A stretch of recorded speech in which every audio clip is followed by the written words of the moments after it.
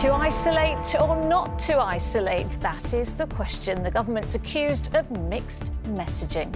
After one minister said we should make an informed decision if we get pinged by the app, Downing Street insists it's still crucial to isolate. Critics say it's causing chaos and confusion. There is still absolutely diabolical mixed messaging going out. There is no faith left in the government or in this entire system of track and trace. Also tonight, record numbers of migrants cross the channel as the government pledges once again to do more to stop them. A Premier League footballer is arrested over child sex offences. The hottest day of the year so far, the Met Office warns of extreme temperatures. And blast off for Bezos. The former Amazon boss becomes the second billionaire in a fortnight to go to space and back. Oh my God! My expectations were high and they were dramatically exceeded.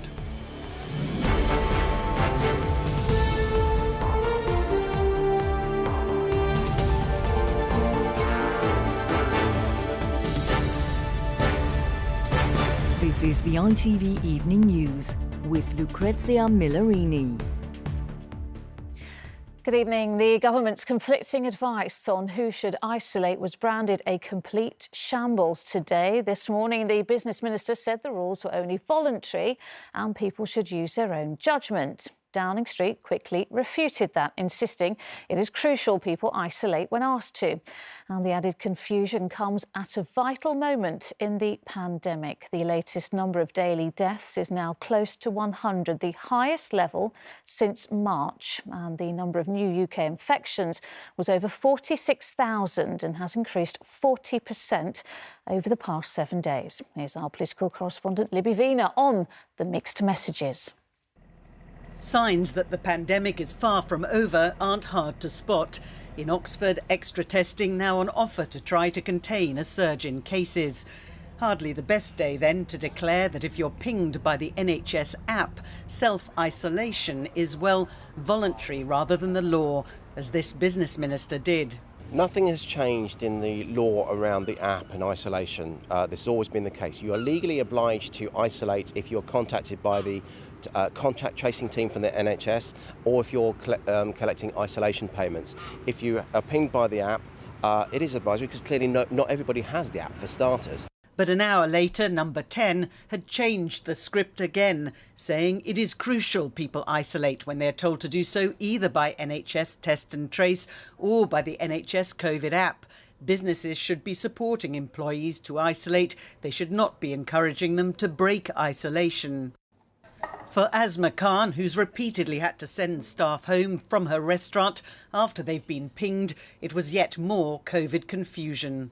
There is still absolutely diabolical mixed messaging going out. My team are very trustworthy. They know I will pay them. They know I will look after them. So they will let me know they need to isolate. But where there is no guarantee of getting paid, they will not isolate because there is no faith left in the government or in this entire system of track and trace.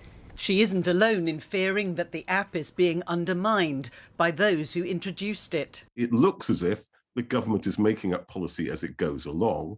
If it's making up policy as it goes along, then how on earth is anybody supposed to know what they should and must do? And if people don't know what they should and must do, how on earth can you expect them to act responsibly? It's a complete shambles. But what do the public make of it all? The government today was saying it's only advisory. Would that make you less likely to do it in future? Yeah, definitely. Absolutely. If I think it's advisory. Because I know someone who was pinged because they went through a McDonald's drive-through. If you knew it was advisory, would you isolate? Yes, I would. Yeah, I think that's the best option. So mixed responses then to mixed messages. Well, Libby is in Westminster tonight. Libby, another day of confusion around government messaging. What's behind it? Yes, well, I think the hundreds of thousands of people currently isolating at home because they've been pinged, I think they might be surprised to learn that the system is entirely voluntary. But that is the message that was being put out by the business minister, Paul Scully, in a series of interviews. Some people have interpreted it as giving a nod and a wink to businesses not to send people home. But that was hastily clarified by Number 10, saying it was crucial that people continue to self-isolate. I think the confusion comes after the weekend when we heard, first of all, that the Prime Minister and then the Chancellor were actually exempt from self-isolation because they were on some pilot scheme. But the government then backtracked on that. And I think all this will undermine people's confidence that the government really knows what it's doing. All right, Libby in Westminster, thank you. And in another sign of the scale of disruption the virus is causing, more than 1 million children in England were off school last week for COVID-related reasons, a new record high since they went back in March. Of that number, more than 700,000 were self-isolating due to possible contact with a case in their school. Fewer than 50,000 pupils had a confirmed case of the virus. More migrants arrived on the shores of southern Britain today after making the perilous crossing from France. It follows the record-breaking numbers seen yesterday, with this year seeing an estimated 8,000 people make the journey successfully. It comes as MPs are about to vote on a controversial new law which would make it a criminal offence to arrive in the UK without permission. From Kent, here's our correspondent Dan Rivers. It was a lifeboat which provided the lifeline to migrants this morning. The RNLI towing in a packed dinghy to Dungeness in Kent through mirror-calm seas. It was one of several boats which came ashore this morning. The police and Border Force officials ready in what is now a well-rehearsed process. Put it on for me, OK? The migrants' first tentative steps to what they hope will be a new life. Among them several children who must have been glad to be on dry land after several hours at sea. Onlookers stunned by the sudden arrival of so many who'd come so far.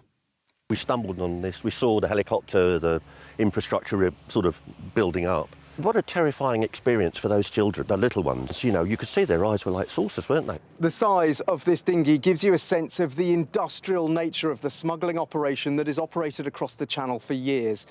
Inside this boat were 41 migrants, including several children. Yesterday, 430 made the crossing, and so far this year, it's estimated 8,000 migrants have crossed the Channel. We have just spotted another boat. The crossings have been so prevalent this week. Migrants have been filmed heading for the UK live on breakfast television. All this is happening as MPs vote on a new immigration bill, which will mean migrants entering without permission could face up to 4 years in prison. Every country has the right to protect its borders, and every country has legal migration routes via visas or work permits. Critics claim the government is in effect breaking its obligations enshrined in the 1951 Refugee Convention. The United Kingdom cannot wash our hands of responsibility for them, particularly when at least some of the reasons for their displacement can be laid at our door. Those who arrived today might have survived this journey, but now face months in limbo before their asylum case is heard. And tomorrow, the volunteer lifeboat crew will be ready to do it all over again. And it seems highly likely there will be more crossings tonight and tomorrow with these favourable weather conditions. We still don't know how many in total crossed today, but the trend is very clear. So far, halfway through this year, almost as many people have made the crossing as in the whole of last year, and that was 4 times greater than the year before that. That's why the government says they need this immigration bill, a bill that's being debated right now, and critics are calling it cruel and inhumane. All right, Dan, thank you.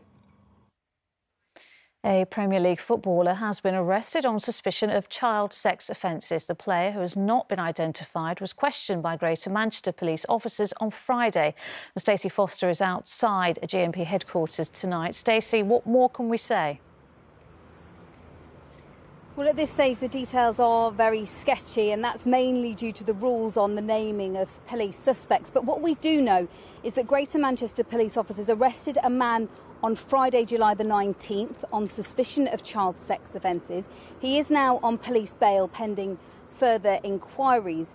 Meanwhile, very late last night, Everton Football Club released a statement confirming that a player in the first team was suspended pending a police investigation. The statement was very, very short, contained very little detail. It said the club will continue to support the authorities with their inquiries. We've spoken to Everton Football Club today. They declined to confirm whether it was the same player who's been arrested by Greater Manchester Police on suspicion of child sex offences. Stacey in Manchester, thank you. It has been the hottest day of the year so far, with temperatures reaching 32.2 Celsius in Heathrow. That is 90 degrees Fahrenheit. And with it came a new weather warning, this time for violent thunderstorms across Cambridgeshire, Essex and Kent.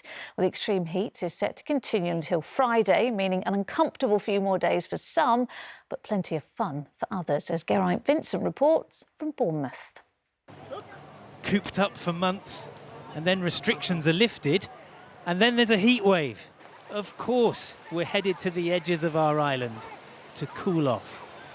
Making sure that everybody has an enjoyable experience down here. And on days like today, you have to be extra careful because of that heat. So we have loads of seafront water taps across the bay, so people can use their reusable bottles, fill that up all day long. We're making sure everyone's seeking shade and advising them to put sun cream on as well. We want to enjoy themselves and protect themselves and keep the beaches free of litter as well. There are 8 miles of beach and blue water here at Bournemouth, and this week's heatwave is going to bring up to 100,000 visitors for every day that it lasts. And there'll be people on the beach whose job it is to watch over them and make sure they enjoy the coast safely. Yes, the sea looks oh so inviting, but there can be dangers. The golden rule, as always, stay between the flags. If you find yourself in difficulty in the water, remember float to live. So lie back, rest and relax, extend your arms and legs a bit like a starfish, and just try and do as little as possible to stay calm and gather your thoughts. And some people tend to think they're better swimmers than they actually are. Yeah, absolutely. I mean, the sun's out, everyone wants to have a good time, and just because you're a good swimmer in the pool doesn't necessarily mean that transfers into open waters. There are many, of course, who won't be rushing out into the sun. For the vulnerable in our society, a heat health alert has to be heeded. It's too warm for me, but I've suffered from brain injury, so I suffer from anyway. But I'm struggling, but I'm getting there. You just got to keep your body temperature as cool as you can and be sensible and wear hats if you're outside in the sun. The weather offers a long-awaited chance to get out and enjoy, but the sun will be strong and the heat high, so care must be taken while there's fun to be had. Geraint Vincent, ITV News, Bournemouth. Still to come on the ITV Evening News, the children telling Charles why world leaders need to act on climate change. And the 82-year-old space enthusiast who stole the show at Jeff Bezos' space launch. I've been waiting a long time to finally get it up there. It was wonderful. I want to go again fast. Those stories and more after the break.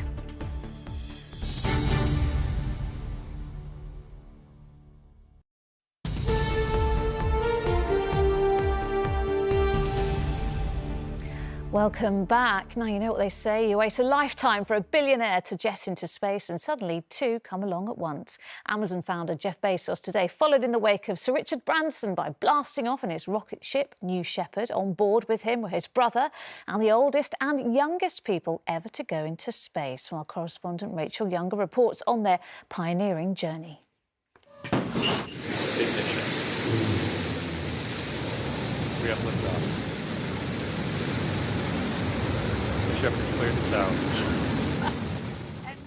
Above the Texan desert, the richest man on the planet leaves it behind to head for space. Go, Jeff. Go, Mark. Go, Wally. Go, Oliver. You are going to space. This is the rocket the founder of Amazon built. Its burners and his billions carrying Jeff Bezos and 3 fellow passengers at speeds of over 2,000 miles per hour. Joining the few who've crossed the boundary between Earth and space. And this is what it feels like. Here, catch. Oh, yeah. Finger malls. Ready? Here it comes. 82-year-old Wally Funk waited a lifetime for this, training as an astronaut back in the 60s before her gender stopped her reaching space, until now. We're going to fly you up into space on the very first flight. This was the moment she found out she had a place. I can't tell people that are watching how fabulous I feel. A flight nearly 2 decades in the making, lasting little more than 10 minutes. The reusable rocket touching down first, followed by its capsule. And touchdown. To the delight both of Bezos and the woman who'd waited so long for this. I've been waiting a long time to finally get it up there. We had a great time. It was wonderful. True. I want to go again fast. And by the way, we can confirm that Wally once again in training outperformed the men on the mission. Bezos was pipped to the edge of space by another billionaire, Richard Branson, just over a week ago.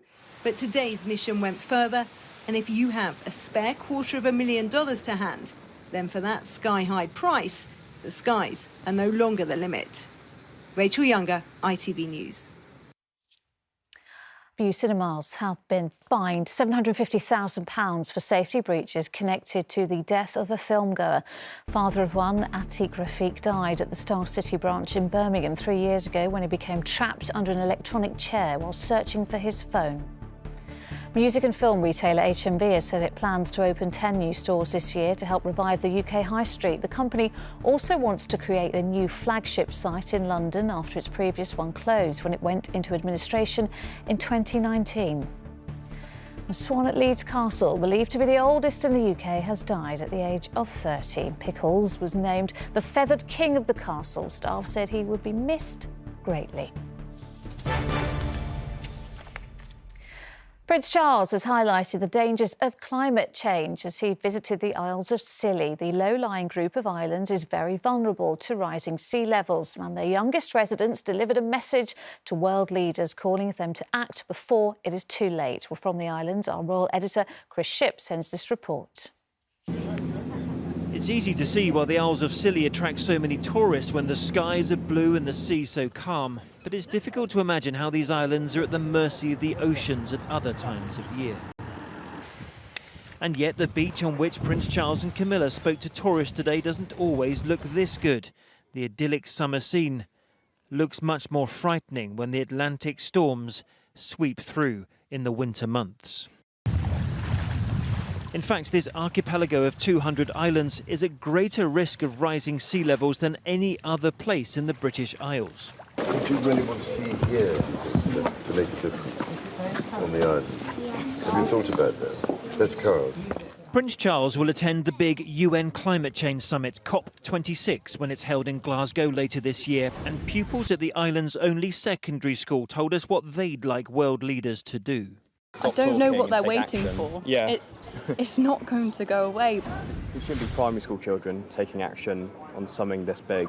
It should be, by the adults who should be setting a bit of an example. Much of the Scillies are at sea level or just above, but those who earn a living from the Atlantic Ocean know these waters best. They're all virtually family. That's the one I go to sea in.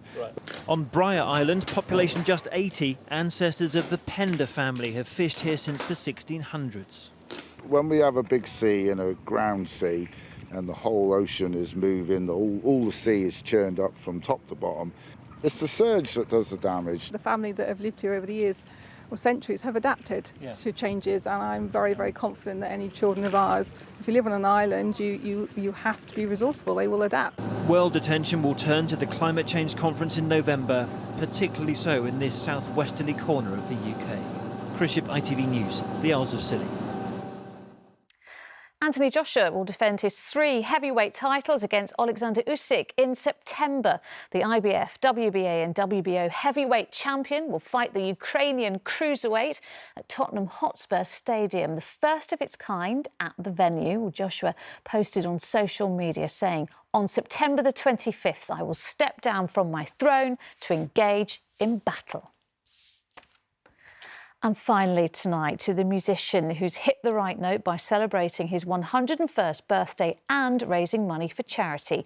Ken Essex has played with some of the biggest recording artists of all time, including the Beatles and Michael Jackson.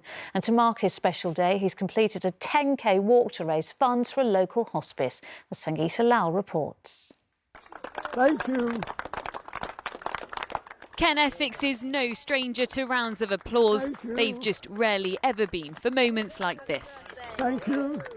At 101 years old, it's charitable walks that are getting the cheers. But as a young man, it was performing in string quartets for the biggest band of the 60s. And that's his viola you can hear in the background. Suddenly I'm not half the man I used to be.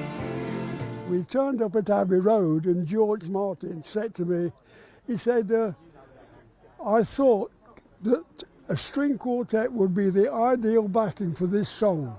He said, and Paul didn't want to do it, but I talked him into it, so let's get it down. I remember that we got paid 5 guineas each. Ken also played viola for the Royal Philharmonic Orchestra and performed a rather well-known theme tune for a certain TV show. A rich career in music, Ken says, is the centenarian's big secret. I think being a musician keeps anybody young because you're giving all the time, you know, and you've got to be alert to play music. Something he doesn't do as much these days. Instead, Ken has walked 10 kilometres to support the hospice that's helped him. Many have heard Ken Essex, they've just not necessarily heard of him until now. Sangeeta Lal, ITV News. Happy birthday, Ken. And that is all for now. Charlene is here with news at 10, but from me and all the team, goodbye.